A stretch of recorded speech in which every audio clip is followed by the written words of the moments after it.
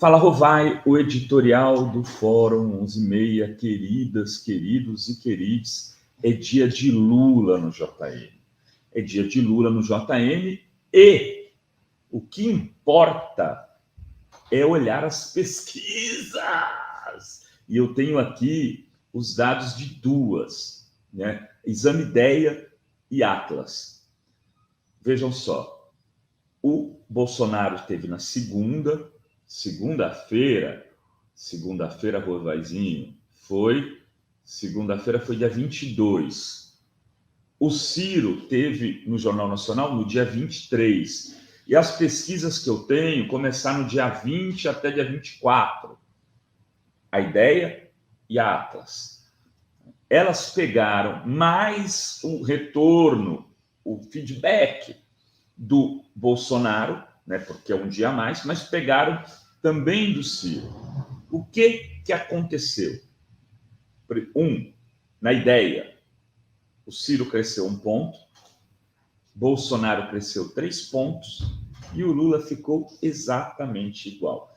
Ou seja, eles só conseguiram buscar voto dos indecisos. Que se estava indeciso, na hora que chega a pesquisa, acabou de ver no Jornal Nacional, pode ter olhado e falado assim, não, acho que eu vou de Bolsonaro. Estava ali impactado pela entrevista positivamente, ou vou de Ciro. Mas eles não viram a entrevista do Lula, eles vão ver hoje. O que significa dizer que o Lula entra depois do ciclo de entrevistas do Bolsonaro e do Ciro do mesmíssimo tamanho nas pesquisas eleitorais feitas por telefone, onde ele vai pior. O Lula tem ido melhor nas entrevistas feitas de forma presencial. E aí o Marcos Coimbra, que é especialista no assunto, explica, né, que há vários fatores que levam a isso, entre eles o fato de que muitas pessoas mais simples não podem atender, não podem responder perguntas naquele momento porque estão trabalhando, porque estão empregados domésticos, como pedreiro, enfim. Há uma dificuldade nesses setores das classes D e E, em especial, onde o Lula tem se mostrado mais forte. Tem também uma outra pesquisa que foi feita agora, né, Datafolha, na Bahia. A Datafolha da Bahia, o Lula aparece com 61% e o Bolsonaro com 20%. Pesquisa também feita depois do Bolsonaro ter aparecido na TV. Não mudou nada. Maranhão, o Lula está com mais de 70%, sem problema nenhum. Então, ele entra enorme nesse Jornal Nacional e eu queria falar um pouco do que me parece fundamental.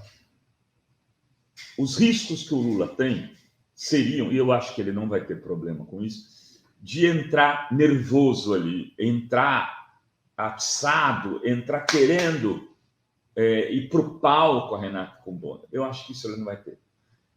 Mas ele tem uma grande chance de recolocar o debate econômico na pauta, junto com a pandemia, no centro da discussão política. É isso que nos interessa.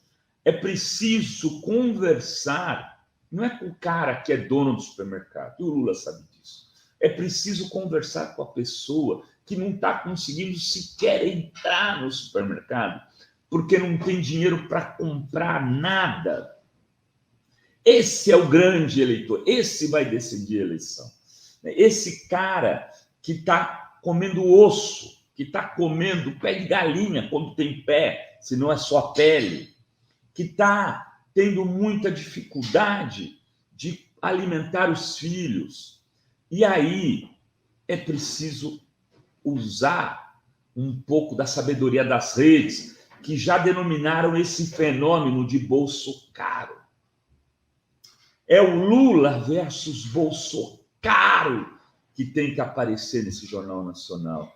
Não adianta xingar o Bolsonaro, é preciso traduzi-lo, é preciso explicar que se você não está podendo comprar alcatra, se você não está podendo fazer samba na laje no final de semana, se 700 mil pessoas morreram na pandemia, isso tem nome. Isso tem nome. Do ponto de vista econômico, o nome é Bolsonaro. O nome é Bolsonaro.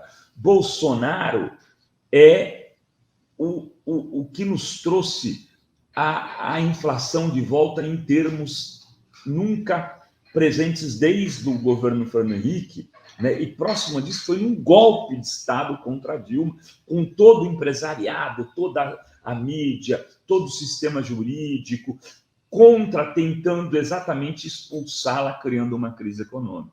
Dessa vez não há isso. Os empresários não boicotam esse governo, muito pelo contrário, a maior parte deles queriam esse governo, com continuidade dele, e alguns estão deixando de querer, porque estão vendo que é um desastre completo, não só para o povão, mas também para os seus negócios. Enfim, a pesquisa Ideia traz vários dados, eu até separei ela aqui, mas Bolsonaro, depois da entrevista, continua com 13% de ótimo, 21% de bom, é 34%. Veja, ainda depois de 40% de share de audiência do Jornal Nacional, 30 e poucos por cento da população ter assistido ele, a maior audiência de 2022, o Bolsonaro continua com a maior parte das pessoas desaprovando o seu governo, né? Desaprovando o seu governo. Enfim, ele tem... E outra, essa pesquisa mostra que 83% estão dizendo que estão com voto definido contra 13% que podem mudar. É para esses 13% que a gente tem que o Lula tem que falar. É importante, então, para ele também falar com esse setor de 2 a 5 salários mínimos. É um setor resistente ao PT, é um setor resistente ao campo progressista, mas que precisa também de políticas públicas. Por exemplo, o Minha Casa Minha Vida tem que ser para essa faixa de renda. O Lula tem que deixar claro isso, na minha opinião. Dizer o seguinte, olha, veja, há um programa aqui que uma boa parcela da população que ganha entre 2 e 5 salários mínimos, ou seja, 3 mil a 7 mil, 7.500 reais, vão poder participar no meu governo, que é ter a primeira casa. Quem não tiver casa vai poder se candidatar, até mesmo ganhando até 10 salários mínimos, porque também quem ganha 10 salários mínimos não é rico. Não é rico. A tabela do imposto de renda que o Lula já prometeu reajustar na campanha fora tem que ser citada, porque corrigir a tabela do imposto de renda para a classe média é fundamental, porque senão você fica pagando imposto todo ano. Enfim, trata-se de uma grande oportunidade. O Lula entra no topo, ou seja, no mesmo lugar que ele está há muito tempo, na faixa dos 42, 43, 44% dos votos, e pode, se tiver um desempenho, não precisa nem ser igual, próximo do que teve no Podpah, quando ele furou todas as bolhas, pode sair dali praticamente com a sua eleição garantida no primeiro turno. Enfim, grande expectativa, vamos estar aqui cobrindo. A Sinara vai começar o Brocon um pouco antes do Jornal Nacional, a gente vai deixar uma tela de espera durante, a Sinara vai interagir, a gente vai ver direito como será, e depois estaremos aqui, eu, Mauro, ela, Dri e outras pessoas analisando o que foi a entrevista do Lula. Então a gente espera você nesse momento para poder conversar. Era isso que tínhamos para hoje, queridas, queridos e queridos. Beijos, beijos e beijos no coração de todos vocês.